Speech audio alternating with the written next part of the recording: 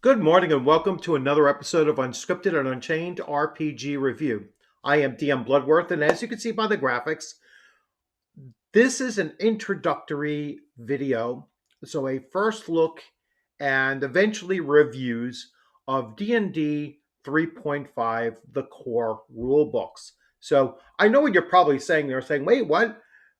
Why is DM Bloodworth doing something on 3.5? Why is this my first look at 3.5? And didn't you just post a video on Castles and Crusades? And isn't my channel mostly OSR? So what is the connection, and what is the reason why I am going to probably a fairly long series on Dungeons and Dragons 3.5?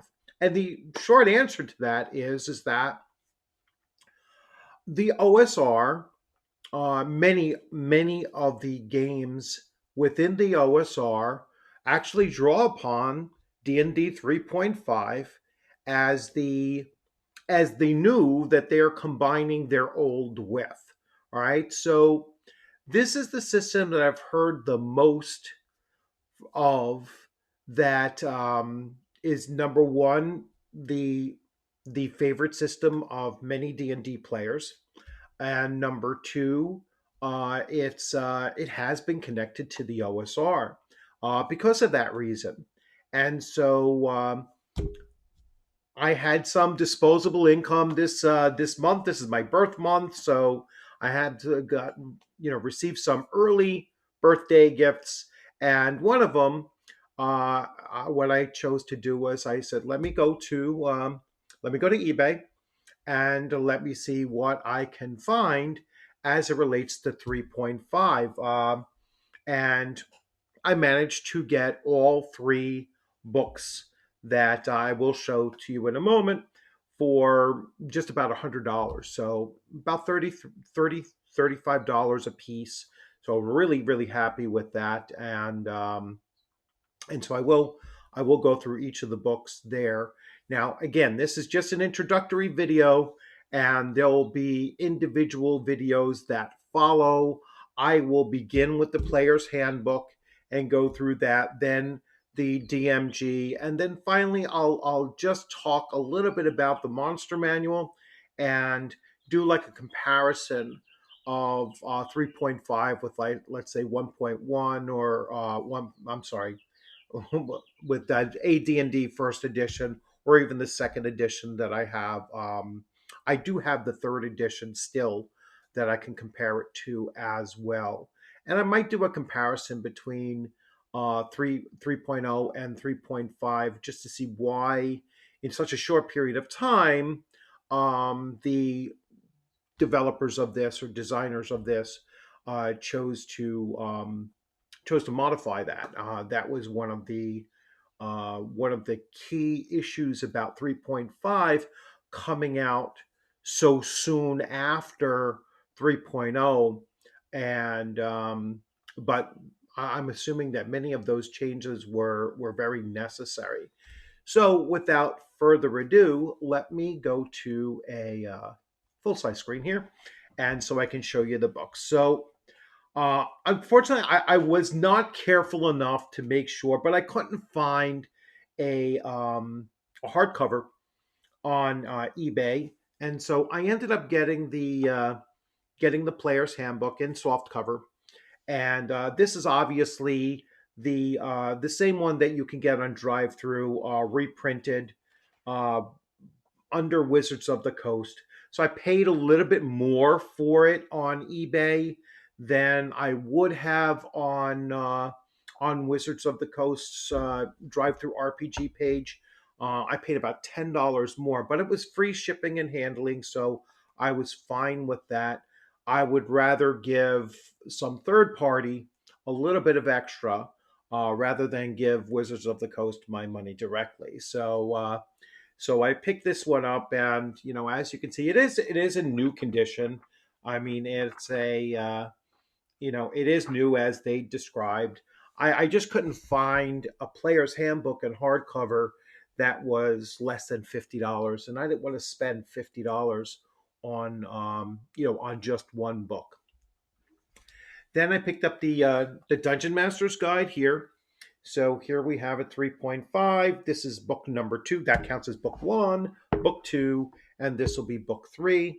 Um, this has a couple dings on the corners and stuff, but the pages themselves are unmarked, and I find that of with the type of pages that you have here, as cram packed as they are, with info, that there's very little writing in books when they're formatted that way, and layout. Now, I will say that my first look through it, I was like, there's so much information packed in here that I can see why um, some people like to go to a much simpler system and such. So, but anyway, there's the DMG, and finally the monster manual. So here I have the monster manual.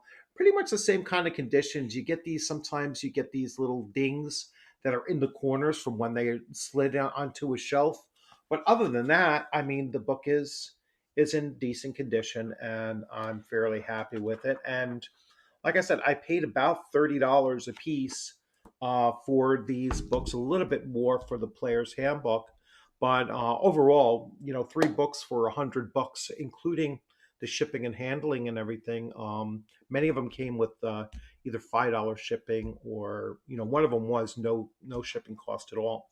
So I was pretty happy with that. So as I said, I'm going to go through each of these and slowly cover the aspects of them. I will start with the player's handbook, which I think is always the best thing for you to do. Now, I will note I'm going to go, for the purposes of this video, I will go through and talk about the designers of this, the primary designers of this.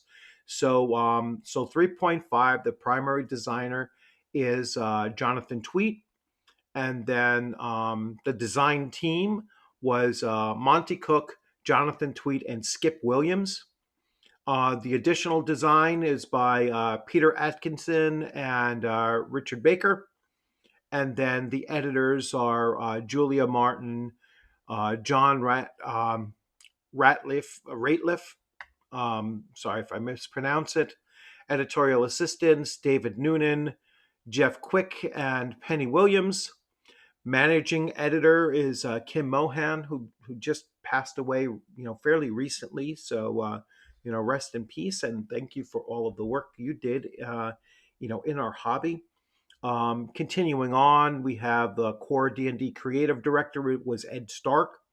Going on, director of RPG and R&D is Bill Slavishek. If I mispronounced, sorry. The visual creative director is John Schneiderette, and art director was Dawn Murren. D&D conceptual artists were Todd Lockwood and Sam Wood, and so on and so forth, right? So the D&D logo design was by Matt Adelsberger and Sherry Floyd. Cover art was by Henry Higginbottom. Sorry, this is my first time looking through it, so and so on and so forth. Some of the only other names that I came across, like the brand manager, was Ryan Dancy. I know sometimes people will come out like Ryan Dancy was a design lead, and I don't know why that individual keeps on calling him a design lead. Just not true. And so these are the key designers, and editors of 3.5. Again, I'll do a comparison with 3.0 as well, but I think that the teams are fairly consistent over those two editions of Dungeons and Dragons. So really looking forward to it, and I will switch back views here. So I'm really looking forward to it, and like I said, I have the shelf space on my shelf now because I've given away my 5e. I still have my 3E and my 4E slipcase. I will probably look to move move those out as well, especially now that I have 3.5. I really don't 3.0. So I will probably put that up for sale, or perhaps I will gift that to my niece. I'm going to try to keep on pushing my niece further and further back into the history of Dungeons and Dragons.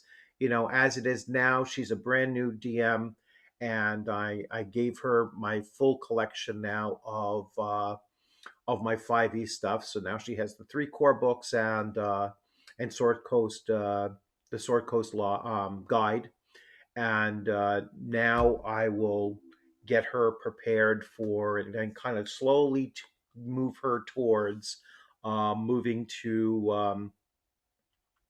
moving to earlier editions of D&D or to the OSR fully. I'm waiting for my Shadow Dark, Shadow Dark to come out in July, I believe. And one of the add-ons I might do is to get an extra core book to give to her so that I could try to get her into the OSR a little bit more firmly. So without, further belaboring the point, be on the lookout for a long series on D&D 3.5, and and I expect to do probably two or three, possibly even more episodes per core rule book, although probably only about one or two at the most on the monster manual. But I expect that the player's handbook will be three, four, and the DMG probably about the same. So this might be like a 10 video series coming up. So as always, enjoy the rest of your week. Today is going to be a gorgeous day here in New York. I believe the temperature is supposed to get up to 58 the second day of spring, and it's actually going to feel like a true spring day by 4 p.m. this afternoon. And really looking forward to getting some outside time. Maybe I'll do a quick video outside today, just to celebrate the true spring coming, and get some outdoor time while videoing as well. So you'll have a great day. Take care.